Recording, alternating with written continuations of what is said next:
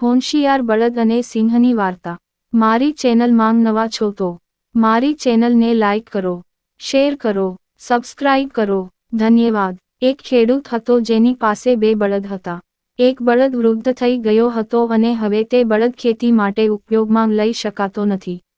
ખેડૂતે વિચાર્યું કે હવે આ બળદને ખેતીના કામમાંથી મુક્ત કરી દેવો જોઈએ। એક દિવસ ખેડૂત તે બળદને જંગલમાં લઈ ગયો અને બળદને કહ્યું, તેમ મને હંમેશા સાથ આપ્યો છે અને હવે તું વૃદ્ધ થઈ ગયો છે, તેથી જ હું તને મુક્ત કરવા માંગુ છું। તું જીવનભર મારો ગુલામ રહ્યો છે અને હું તને ઈચ્છું છું। હવે તમારી ઈચ્છા મુજબ મુક્તપણે જીવન જીવો, તેથી જ હું તમને મુક્ત કરું છું।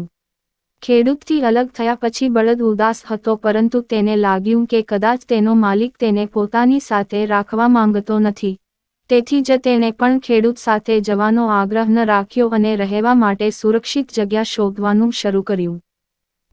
તેને જંગલમાં એક ખાલી ગુફા મળી અને તે ગુફામાં આરામથી રહેવા લાગ્યો। એક દિવસ તેણે એક સિંહને ગુફા તરફ આવતો જોયો।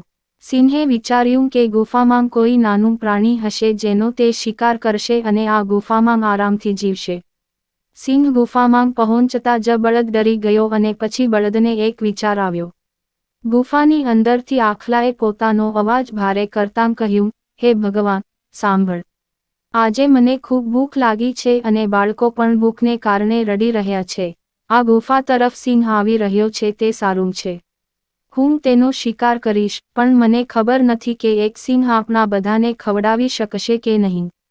બળદની વાત સાંભળીને સિંહને લાગ્યું કે ગુફાની અંદર બહુ મોટું પ્રાણી છે જે સિંહનો પણ શિકાર કરી શકે છે। સિંહ પૂંછડી દબાવીને ત્યાંથી ભાગી ગયો। એક સિંહ અને શિયાળ તેને ભાગતા જોયા। ખરેખર, બળદ પહેલા, શિયાળ તે ગુફામાં રહેતો હતો અને તે બળદને ગુફામાંથી બહાર કાઢવા માંગતો હતો।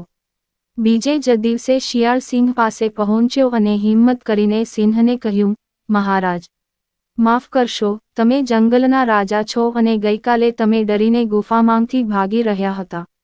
તે ગુફામાં એવું શું હતું જેણે તમને આટલો ડર્યો?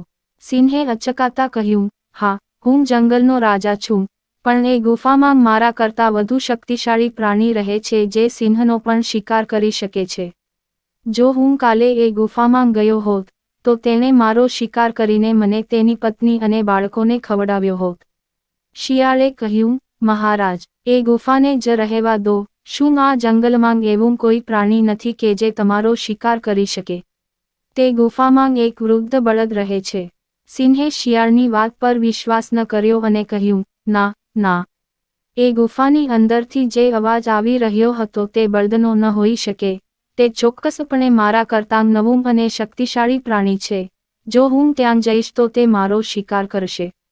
શિયાળે સિંહને કહ્યું, મહારાજ, જો તમે માનતા નથી, તો ચાલો આપણે ફરીથી તે ગુફામાં જઈએ અને તમે તમારા શરીર પર દોરડું બાંધો અને તેનો બીજો છેડો મારા શરીર સાથે બાંધો જેથી હું પણ ત્યાંથી ભાગી ન શકું।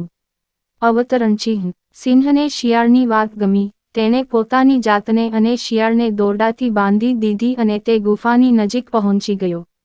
બળદે સિંહ અને શિયાળને ગુફા તરફ આવતા જોયા। બળદ સમજી ગયો કે શિયાળે સિંહને બધું કહી દીધું।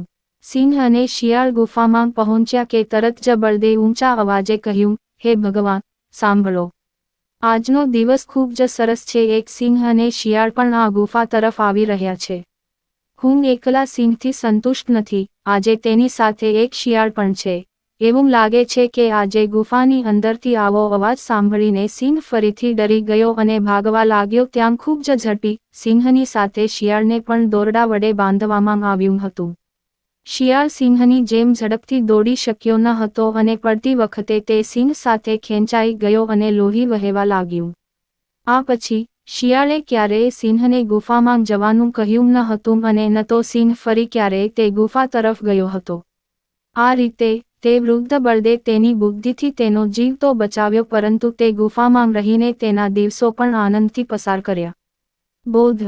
બુદ્ધિશાળી બળદ, સિંહ અને શિયાળની વાર્તા આપણને શીખવે છે કે મુશ્કેલીના સમયે ડરવું જોઈએ નહીં પરંતુ તેનો સામનો આપણી બુદ્ધિથી કરવો જોઈએ। પૂરી વાર્તા સાંભળવા માટે ધન્યવાદ।